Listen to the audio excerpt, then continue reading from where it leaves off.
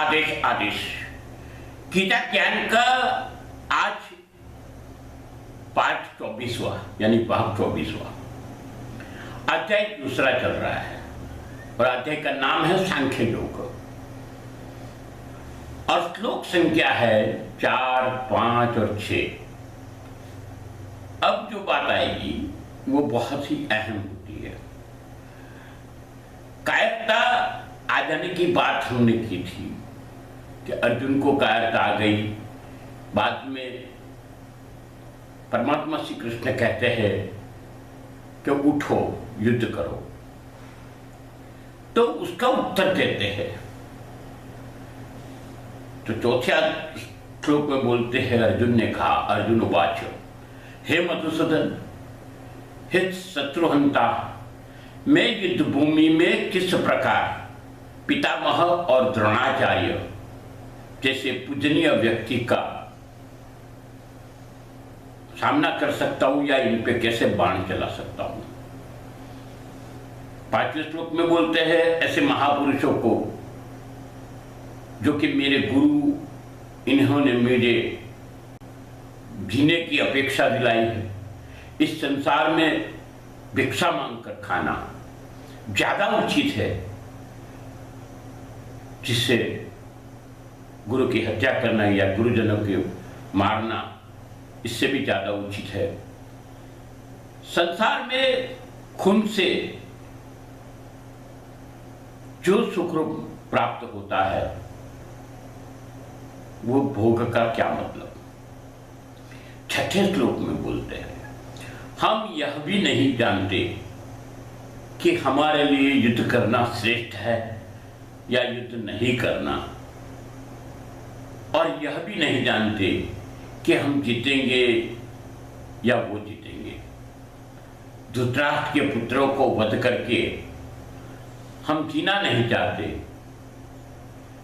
फिर भी वे पूरे परिजनों के साथ में युद्ध भूमि में खड़े हैं। मधुसूदन शब्द यहां पे यूज किया है, या तो अरिसूदन यानी शत्रुहंता। यह शब्द परमात्मा श्री कृष्ण के लिए इसलिए किए जाते हैं क्योंकि श्री कृष्ण ने शत्रुओं को, दैत्यों को मारने वाले हैं। आक्रमता जो थे, जो जगत को कष्ट देते हैं, अधर्म का आचरण करते हैं, इसमें से एक मधुकैटभ भी था। ऐसे लोगों को मारा है, इसलिए इनको मधुसूदन कहा जाता है। और कई शत्रुओं को ऐसे हनन किया है, यानी अरिसूदन कहा जाता है। अरि का मतलब भी शत्रु होता है। पर यहां बात यह आती है कि यहां तो पितामह भीष्म और गुरु द्रोणाचार्य सामने खड़े हैं, जिनके आचरण श्रेष्ठ है, साथ साथ मेरे प्रति इनका लगाव भी ज्यादा है। मुझे प्रेम सहित विद्या और संस्कार दोनों दिए और हमेशा मेरा हित चाहने वाले हैं। इनको मार के क्या प्राप्त होगा। मैं कायरता के कारण युद्ध से विमुख नहीं हो रहा हूं, मैं धर्म के कारण युद्ध से विमुख हो रहा हूं। आप पूछ रहे हैं कि कायरता मेरे में कैसे आई। मुझे समझाओ कि पितामह भीष्म और गुरु द्रोणाचार्य के साथ युद्ध कर सकता हूं और ये करना उचित है क्या। कायरता तो इससे कहते हैं कि मरने से डरता हूं, या तो युद्ध भूमि में अपनी पीठ दिखा के भागता हूं। यहां तो मरने की तो, डरने की तो कोई बात नहीं है। मैं मारने को तैयार नहीं हूं, मरने को तैयार हूं। संसार में दो संबंध ऐसे होते हैं जो बहुत ही अहम होते हैं। खैर आज के ज़माने में ये सब लोग नहीं जानते हैं, मगर ये बहुत ज़रूरी है। एक परिवार के लोग, जन्मदाता, माता पिता, प्रपिता, पितामह, ये सब जो परिवार के लोग हैं, पात्र, भाई बहन, ये सब जन्म से जुड़े हुए संबंध है। इनकी अहमियत बहुत होती है। और दूसरा, विद्या देने वाला, जिसको शिक्षक का है।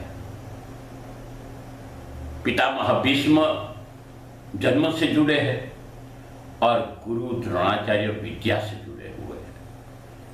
एक ने मुझे लालन पालन संस्कार दिए हैं, मुझे उनके गोद में खिलाया है, और दूसरे ने मुझे प्यार दिया है और विद्या सिखाई है, धनुर्विद्या सिखाई,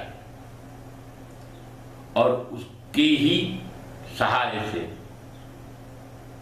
मैं अच्छा धनुर्धर बना हूं, और उसी बाणों से उनकी हत्या करूं या इनके साथ युद्ध करूं, ये कितना उचित है। ये दोनों पूजनीय हैं, और दोनों पूजनीय होने के कारण मैं घाव करने को तैयार नहीं हूं। हाँ, वो घाव करते हैं तो मैं उसको पाने को तैयार हूं। 5वें श्लोक में कहा, अर्जुन सोचते हैं कि खुलासा देने के बावजूद भगवान श्री कृष्ण पे कोई असर नहीं होता है। उन्होंने तो सीधा सीधा हुक्म कर दिया, आप खड़े हो जाओ, युद्ध के लिए तैयार हो जाओ। वो आत्मचिंतन करते हैं कि मेरे में ही कोई सोचने में गलती है क्या। यही सोचते सोचते उत्तेजित स्वर से बोलने वाले अर्जुन अब उत्तेजना छोड़ के मर्म स्वर से बोलते हैं। दुर्योधन अकेला मेरे सामने युद्ध करने नहीं आएगा, उसके साथ गुरु है, पितामह है, दूसरे परिजन भी है। तो मैं युद्ध नहीं करूंगा तो मुझे राज्य नहीं मिलेगा, बहुत तो क्या होगा, मुझे दुख भुगतना पड़ेगा। जीवन निर्वाह के लिए मुझे दर दर भटकना पड़ेगा। क्षत्रिय का कर्म, जिसको निषेध बोलते हैं, वो निषेध कर्म भिक्षावृत्ति करने को भी मुझे स्वीकार है। इससे तो अच्छा है मैं परिजनों से मार, इससे तो अच्छा है कि मैं भिक्षावृत्ति कर लूंगा। कहने का तात्पर्य यही है कि गुरु और पितामह को मारने से अपमान, निंदा सहन करना और भीख मांगना ज्यादा बेहतर है। भगवान की आज्ञा मान के शायद युद्ध करते हैं तो परिजनों से युद्ध करते करते परिजनों के खून से खून, कपड़े और शरीर लथपथ हो जाते हैं। और इससे बाद में क्या मिलता है? धन, वैभव, भोग, विलास इत्यादि मिलते हैं, मगर मुक्ति नहीं मिलते। मुक्ति ऐसे नहीं मिलेगी। और कर्म के सिद्धांत के अनुसार ये कर्म करने से मुक्ति कैसे मिलेगी? और शायद इनको मार भी दिया तो ये गुरुजन और पितामह की आत्मा है, उनको भी कितना दर्द होगा, उससे तो छुटकारा नहीं मिल पाएगा। यहां कभी कभी एक प्रश्न खड़ा होता है कि अधर्म और धर्म की लड़ाई की बात करते हैं तो पितामह भीष्म या तो गुरु द्रोणाचार्य कौरवों की तरफदारी क्यों करते हैं? जो अधर्म की लड़ाई लड़ रहे हैं, तो ये जानना जरूरी है कि भीष्म पितामह शांतनु से वचन से बंधे हुए थे। कि हस्तिनापुर की गादी पे जो भी बैठेगा उसकी रक्षा करना उसका दायित्व है। और यही दायित्व वो निभा रहे हैं। गुरु द्रोणाचार्य की बात करें तो ये कई पुस्तों से यही परिवार के गुरु रहे हैं और राज्य के अन्न और जल भी प्राप्त किया है और उसी से जीवन निर्वाह भी किया है। और इसी कारण ये उनका भी कर्तव्य बनता है कि वहां पे युद्ध में उन कौरवों की साइड खड़ा रहना पड़े।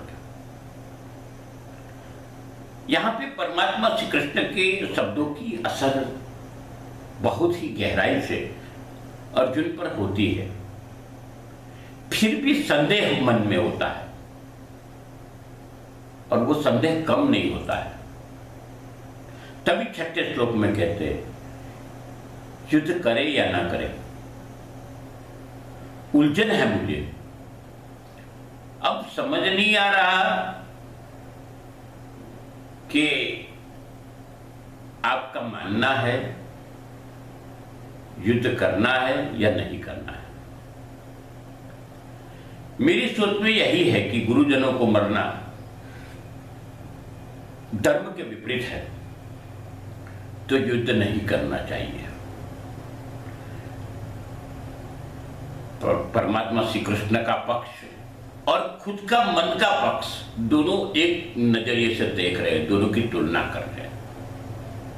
अर्जुन कहते हैं अगर आपकी बात मान के युद्ध करे तो हम जीतेंगे या दुर्योधन जीतेगा वो भी पता नहीं है। यहां अर्जुन को खुद पर भरोसा है मगर भाग्य पे भरोसा नहीं है, क्योंकि भाग्य पे क्या होगा क्या पता। हम जिसको मार के जीने की बात करते हैं उसको मार के हम जीना नहीं चाहते, ऐसा सोच रहे हैं सब। धृतराष्ट्र पुत्र सहित सब सामने खड़े हैं, वो सब स्नेही है। हमें धिक्कार है कि अपने ही परिजनों को मार के हम राज भुगतना चाहते हैं। देखो ये बात है कर्मों की, असमंजस हर एक के जीवन में आता है।